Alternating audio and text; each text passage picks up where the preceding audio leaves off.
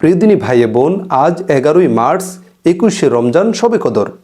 আজকে যদি বিশেষ একটি আমল মাত্র 5 বার করতে পারেন, তাহলে ইনশাআল্লাহ মহান আল্লাহ তাআলা আপনাকে বিভিন্ন ঝামেলা থেকে উদ্ধার করবে, আপনার মনের আশাগুলো পুরো করবে। আপনার যদি টাকা পয়সার অভাব থাকে, ইনশাআল্লাহ এই আমলগুলো করার মাধ্যমে মহান আল্লাহ তাআলা আপনাকে টাকা পয়সার অভাব দূর করে দেবে। আপনি যদি পাহাড় পরিমাণ ঋণও থেকে থাকেন, ইনশাআল্লাহ আমি আপনাদেরকে বিশেষ 3টি আমলের কথা বলবো। এই 3টি আমলের মাধ্যমে মহান আল্লাহ তাআলা আপনার সমস্ত ঋণের বোঝা দূর করে দেবে। আপনাদের মাঝে অনেকেই প্রশ্ন করে থাকেন, হুজুর আমি বিভিন্ন পেরেশানিতে আছি, আমাদের সংসারের অভাব কাটেই না, ঘরের মধ্যে অনেকে অসুস্থ, সবসময় অসুস্থতা লেগেই থাকে। আপনারা আমাদেরকে এমন একটি আমলের কথা বলুন যে আমলের মাধ্যমে মহান আল্লাহ তাআলা আমাদের সংসারের বিভিন্ন ঝামেলা, টাকা পয়সার অভাব, ঋণ পরিশোধ করার সুযোগ করে দিবেন ইনশাআল্লাহ। প্রিয়দিনী ভাই বোন, এই রমজান মাস অত্যন্ত গুরুত্বপূর্ণ মাস। বিশেষভাবে এখন কিন্তু শবে কদর চলছে। এই শবে কদরের রাতে যদি আপনি বিশেষ 3টি আমল মাত্র 5 বার করতে পারেন, তাহলে আমি কথা দিতে পারি মহান আল্লাহ তাআলা আপনার জীবনের মোড় ঘুরিয়ে দিবে ইনশাআল্লাহ। আপনি এই আমলগুলো করার মাধ্যমে বিভিন্ন চিন্তা পেরেশানি, বিভিন্ন ঝামেলা, টাকা পয়সার অভাব ইনশাআল্লাহ মহান আল্লাহ তাআলা দূর করে দেবেন। এখন কিন্তু রাতগুলো চলছে শবে কদরের রাত্র। নবীজি সাল্লাল্লাহু আলাইহি ওয়াসাল্লাম হাদিসের মধ্যে বলেছেন, রমজানের শেষ দশকে বেজর রাতে শবে কদর যায়। আর এই বেজর রাতের একটি হলো আজকে 21শে রমজান, শবে কদরের রাত্র।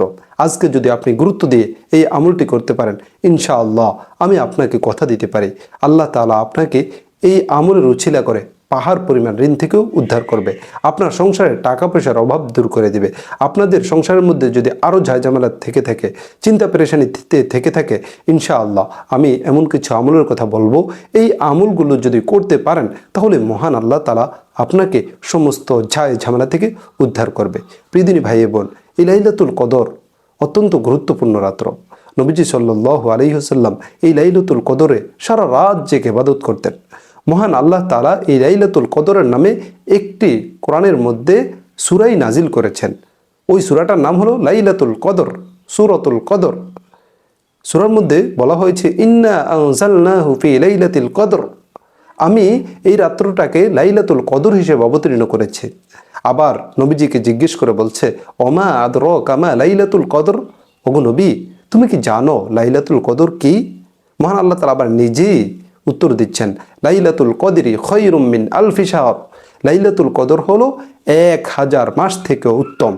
সুবহানাল্লাহ। প্রিয়দিনী ভাই বোন, যদি কেউ একটি লাইলাতুল কদর পেয়ে যায়, সে 1000 মাস ইবাদত করলে যে সওয়াব পেত, সে এক রাতে ইবাদত করার দ্বারা ওই সওয়াব মহান আল্লাহ তাআলা তার আমলনামায় দিয়ে দেবে।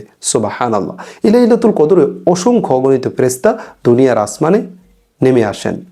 আর এই সময় যদি আপনি এই আমলগুলো করতে পারেন, তাহলে অবশ্যই মহান আল্লাহ তাআলা আপনার মনের আশাগুলো পুরো করে দিবে। প্রিয়দিনী ভাই বোন, তো আপনাদেরকে আমি যে আমলগুলোর কথা বলবো, আসুন তার দিকেই চলে যাচ্ছে। আমি আপনাদেরকে এমন একটি আমলের কথা বলবো যে আমলের মাধ্যমে মহান আল্লাহ তাআলা আসমানের দরজাগুলো খুলে দিবে। একদিন নবীজি সাল্লাল্লাহু আলাইহি ওয়াসাল্লাম একটি মজলিসে ছিলেন। তখন তাদের মধ্য থেকে একজন একটি দোয়া পড়ে উঠলেন। তখন নবীজি সাল্লাল্লাহু আলাইহি ওয়াসাল্লাম বললেন, যেই দোয়াটি কে পড়েছে? এক সাহাবী দাঁড়িয়ে বলল, আল্লাহর নবী, আমি পড়েছি। তখন নবীজি সাল্লাল্লাহু আলাইহি ওয়াসাল্লাম বললেন যে, আমি দেখেছি তুমি এই দোয়াটি পড়ার সাথে সাথে মহান আল্লাহ তাআলা আসমানের দরজাগুলো খুলে দিয়েছে। এই অবস্থায় তুমি মহান আল্লাহ তাআলার কাছে যা চাবে, মহান আল্লাহ তাআলা তোমাকে তাই দান করবে। সুবহানাল্লাহ, আল্লাহু আকবার। তো এই দোয়াটি পড়ে আপনি যদি মহান আল্লাহ তাআলার কাছে হাত উঠাতে পারেন, তাহলে আমি বলতে পারি যে অবশ্যই মহান আল্লাহ তাআলা আপনার মনের আশাগুলো পুরো করে দিবে। দোয়াটি হলো, আল্লাহু আকবার কাবীরা, আলহামদুলিল্লাহি কাসীরা, ওয়া সুবহানাল্লাহি বুকরাতান ওয়া আসীলা। আমি দোয়াটি আবার বলছি। দোয়াটি হলো, আল্লাহু আকবার কাবীরা, আলহামদুলিল্লাহি কাসীরা, ওয়া সুবহানাল্লাহি বুকরাতান ওয়া আসীলা। প্রিয়দিনী ভাই বোন, এই দোয়াটি আপনি দোয়ার পূর্বে পড়বেন। আমি আপনাদেরকে আরও 2টি দোয়ার কথা বলবো ইনশাআল্লাহ, যেই দোয়ারগুলোর মাধ্যমে, 1 নম্বর একটি দোয়ার মাধ্যমে আপনার মনের সব আশাগুলো মহান আল্লাহ তাআলা পুরো করে দেবে। 2 নম্বর এমন একটি দোয়ার কথা বলবো যে দোয়াটির মাধ্যমে আপনার বিভিন্ন পেরেশানি এবং পাহাড় পরিমাণ ঋণ থেকেও উদ্ধার হতে পারবেন ইনশাআল্লাহ। বিশেষভাবে আপনাদেরকে এমন একটি ইস্তিগফারের কথা বলবো, যেই ইস্তিগফারটা পড়লে মহান আল্লাহ তাআলা আপনার জীবনের সব গুনাহ খাতাগুলো মাফ করে দিবে। প্রিয়দিনী ভাই বোন, আসুন 2 নম্বর এমন একটি আমলের কথা বলছি, যে আমলটির মাধ্যমে মহান আল্লাহ তাআলা আপনাকে পাহাড় পরিমাণ ঋণ থেকে উদ্ধার করবে। প্রিয়দিনী ভাই বোন, যে পাহাড় পরিমাণ ঋণ থেকে উদ্ধার করার জন্য আপনি একটি আমল মাত্র 100 বার করতে হবে। একদিন একটু কষ্ট করে দেখুন। আল্লামা কাশ্মীর রহমতুল্লাহি আলাইহি তার কিতাব খাজাইনুল আসরের মধ্যে উল্লেখ করেছেন, তিনি বলেছেন, যদি কেউ এশারের নামাজের পরে নফল নামাজ আদায় করে, যদি কেউ একটি আমল মাত্র 100 বার করে মহান আল্লাহ তাআলার কাছে হাত উঠাতে পারে, তাহলে অবশ্যই মহান আল্লাহ তাআলা তাকে পাহাড় পরিমাণ ঋণ থেকেও উদ্ধার করবে। সুবহানাল্লাহ, আল্লাহু আকবার। আসুন প্রিয় দিনী ভাই বোন, একদিন হলেও কষ্ট করে হলেও আপনি এই আমলটি 100 বার করুন। তো এই আমলটি কিভাবে করবেন?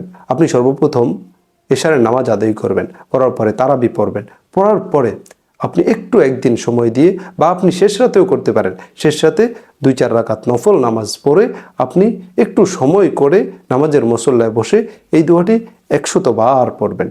পড়ার পরে আপনি মহান আল্লাহ তার কাছে হাত উঠাবেন। ইনশাআল্লাহ মহান আল্লাহ তাআলা আপনাকে পাহাড় পরিমাণ ঋণ থেকেও উদ্ধার করবে। দোয়াটি হলো, আল্লাহুম্মা ইন্নী আউযু বিকা মিনাল হাম্মি ওয়াল হুজন وأعوذ بك من العجز والكسل وأعوذ بك من البخل والجبن وأعوذ بك من غلبة الدين وقهر الرجال اللهم اكفني بحلالك عن حرامك وأغنني بفضلك عمن سواك। এই হলো একবার। আমি দোয়াটি আবার বলছি। দোয়াটি হলো, اللهم اكفني بحلالك عن حرامك وأغنني بفضلك عمن سواك। প্রিয়দিনী ভাই বোন, একদিন কষ্ট করে হলেও আপনি এই আমলটি করুন। ইনশাআল্লাহ আমি কথা দিতে পারি, যদি আপনারা এই আমলটি করতে পারেন, তাহলে মহান আল্লাহ তাআলা আপনাকে পাহাড় পরিমাণ ঋণ থেকেও উদ্ধার করবে। প্রিয়দিনী ভাই বোন, তৃতীয় আরেকটি আমলের কথা বলছি, যে আমলটি করলে মহান আল্লাহ তাআলা আপনার মনের আশাগুলো পুরা করে দেবে।